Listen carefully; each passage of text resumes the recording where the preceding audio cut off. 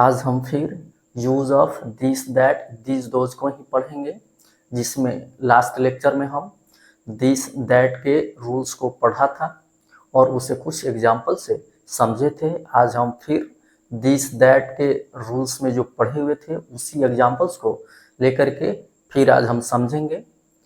आप नए हैं तो चैनल को सब्सक्राइब कीजिए, पुराने हैं तो बेल आइकन को प्रेस कीजिए, क्योंकि यहाँ पे जो भी कंटेंट मिलता है ये आपको कहीं और नहीं मिलेगा। तो आइए पढ़ते हैं।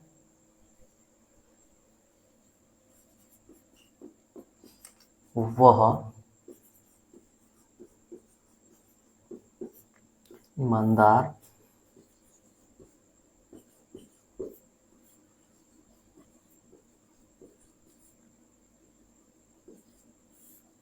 मेहनती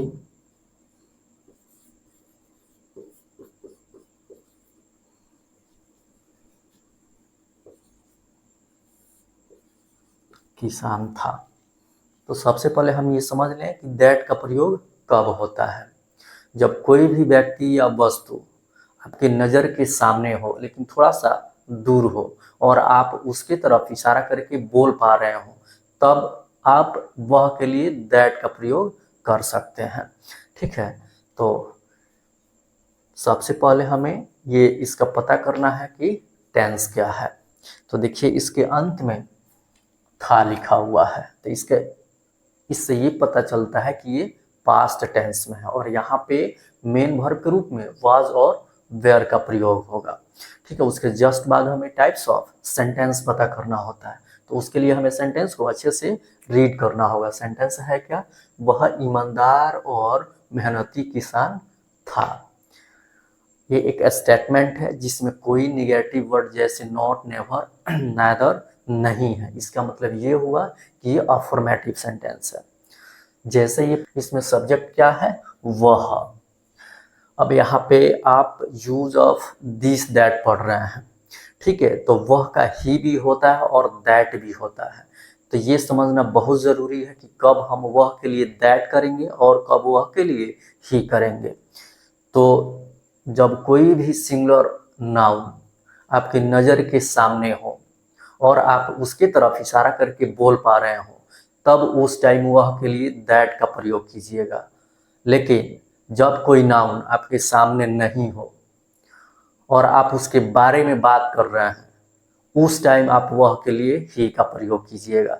जैसे यहाँ पे ये जो सेंटेंस है कि वह ईमानदार और मेहनती किसान था, तो ये मैं बोल पा रहा हूँ, इसका मतलब है ये किसान जो है मेरे नज़र के सामने है और मैं उसके तरफ इशारा करके बोल रहा हूँ कि वह ईमानदार और मेहनती किसान था। तब वहाँ पे हम दैट का प्रयोग करेंगे। तो यहाँ पे होगा दैट। सब्जेक्ट क्या होगा? ये दैट। अब देखिए दैट है, ये सिंगुलर होता है और इसके साथ जो भी नाउन आता है वो भी क्या होता है? सिंगुलर होता है।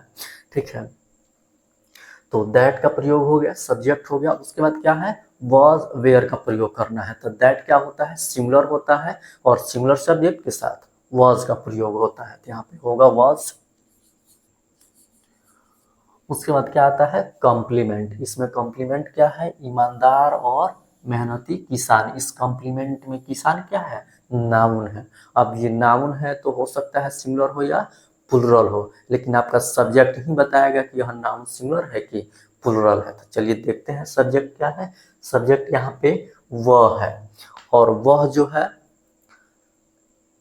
एक व्यक्ति होता है जिसे हम वह बोलते हैं, मतलब सब्जेक्ट आपका सिंगुलर है। तो कॉम्प्लीमेंट में आने वाला नाउन भी सिंगुलर होगा, क्योंकि जो भी कॉम्प्लीमेंट आता है वह सब्जेक्ट के लिए आता है। अगर सब्जेक्ट सिंगुलर होता है तो कॉम्प्लीमेंट में आने वाला नाउन भी सिंगुलर होता है। अगर सब्जेक्ट प्लुरल होता है तो कॉम्प्लीमेंट में आने वाला नाउन भी प्लुरल होता है। तो यहाँ पे सब्जेक्ट क्या है? सिंगुलर है। तो यहाँ पे कॉम्प्लीमेंट में आने वाला नाउन भी क्या होगा? सिंगुलर होगा। अब ये जब नाउन सिंगुलर है तो इसके पहले ए एन का प्रयोग करना अनिवार्य है, भले ही हिंदी में एक का प्रयोग नहीं हुआ है। हम पढ़ चुके हैं कि अगर हिंदी में एक का प्रयोग नहीं होता है तो भी सेंटेंस गलत नहीं होता है, लेकिन वहीं अगर हम इंग्लिश ट्रांसलेट करते हैं और उसमें कोई नाउन सिंगुलर काउंटेबल आता है और तब हम उसमें ए एन का प्रयोग नहीं करते हैं तो सेंटेंस गलत हो जाता है। ठीक है, तो इससे बचना है। यहाँ पे एक नहीं लिखा हुआ है लेकिन नाउन क्या है, सिंगुलर काउंटेबल नाउन है, तो इसके पहले हमें ए एन का प्रयोग करना होगा। ये तो पता चला कि ए एन का प्रयोग करना होगा, ये कैसे पता चलेगा कि ए होगा कि एन होगा। तो ये कॉम्प्लीमेंट का पहला शब्द जो होता है वही बताता है कि ए होगा कि एन होगा। इसमें पहला शब्द क्या है, ईमानदार। ईमानदार का इंग्लिश क्या होता है, ऑनेस्ट। ये जो ऑनेस्ट है प्रोनाउंसिएशन, इस प्रोनाउंसिएशन का जो फर्स्ट साउंड है ओ, ये ववेल साउंड होता है और ववेल साउंड के पहले एन का प्रयोग होता है। तो यहाँ पे होगा एन, ऑनेस्ट एंड लेबोरियस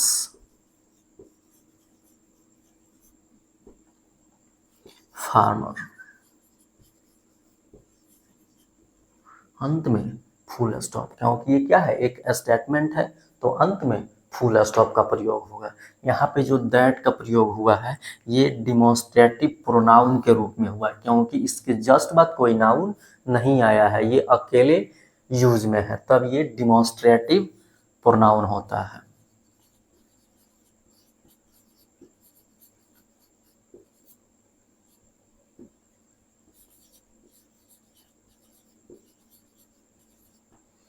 ठीक है, ये समझ में आ गया कि वह का कब हम दैट करेंगे और कब ही करेंगे। इसको एकदम ध्यान रखना है, नहीं तो फिर हम क्या करते हैं, गलती कर देते हैं। एक बार और समझ लीजिए कि वह के लिए दैट का प्रयोग हम तब करते हैं जब वह व्यक्ति हमारे सामने होता है, वह वस्तु हमारे सामने होता है और उसकी तरफ हम इशारा करके बोल रहे होते हैं, तब वहाँ पे वह का दैट करते हैं। लेकिन वहीं वह के लिए ही का प्रयोग हम तब करते हैं जब वह व्यक्ति हमारे सामने नहीं हो, हम उसके बारे में ऐसे ही बात कर रहे होते हैं, तब उस टाइम हम वह के लिए ही का प्रयोग करते हैं। ठीक है, चलिए इसे एक और एग्जाम्पल से समझते हैं। वह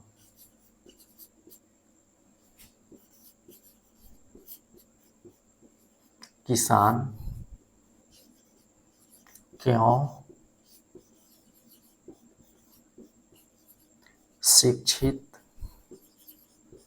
और अमीर नहीं होगा।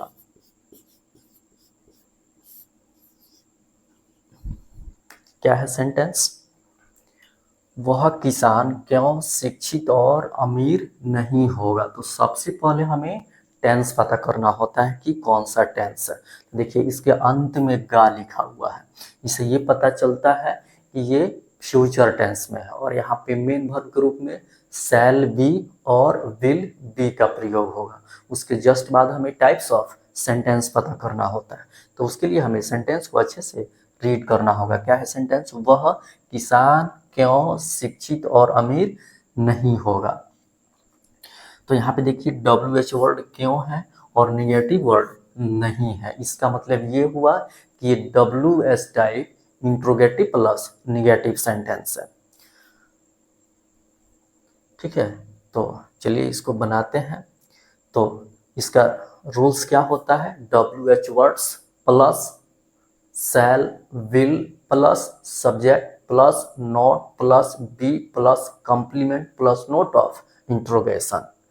तो सबसे पहले इसमें हमें WH वर्ड्स लिखना है, WY, उसके बाद शैल और विल का प्रयोग करना है। तो हम खुद से यहाँ पे शैल विल का प्रयोग नहीं कर सकते, ये हमें सब्जेक्ट बताएगा कि यहाँ पे शैल होगा कि विल होगा। यहाँ पे सब्जेक्ट क्या है, वह किसान, वह किसान क्या है, सब्जेक्ट है। जब यह सब्जेक्ट है तो ये थर्ड पर्सन सिंगुलर नंबर है और थर्ड पर्सन सिंगुलर नंबर के साथ विल का प्रयोग होता है। तो यहाँ पे होगा विल,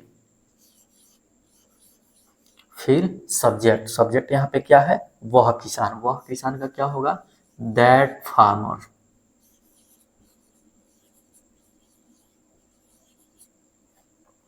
उसके बाद नहीं है तो नॉट, फिर कॉम्प्लीमेंट। जब भी कॉम्प्लीमेंट आए हमें रुकना है और पता करना है कि कॉम्प्लीमेंट है क्या। यहाँ पे क्या है कॉम्प्लीमेंट, शिक्षित और अमीर। यही क्या है इस सेंटेंस का कॉम्प्लीमेंट है। इस कॉम्प्लीमेंट में कोई नाउन नहीं है, कोई नाउन नहीं है तो समझ जाइए कोई झंझट कोई परेशानी नहीं है। नाउन होता है तो ये पता करना होता है कि नाउन सिंगुलर है कि प्लुरल है, सिंगुलर है तो ए होगा कि एन होगा, बहुत सारा परेशानी हो जाता है। लेकिन यहाँ पे नाउन ही नहीं है तो कोई परेशानी नहीं है। जैसे ये कॉम्प्लीमेंट है उसको वैसा ही अरेंज कर देंगे। शिक्षित है तो एजुकेटेड,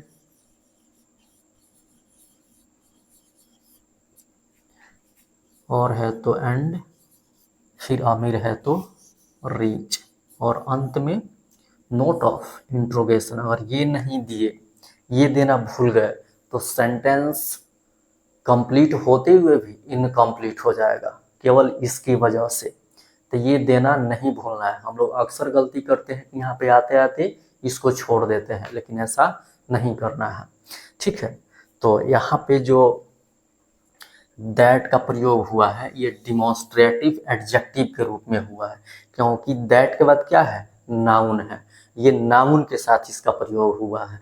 तो जब दैट का प्रयोग नाउन के साथ होता है तो वह डिमॉन्स्ट्रेटिव एडजेक्टिव होता है।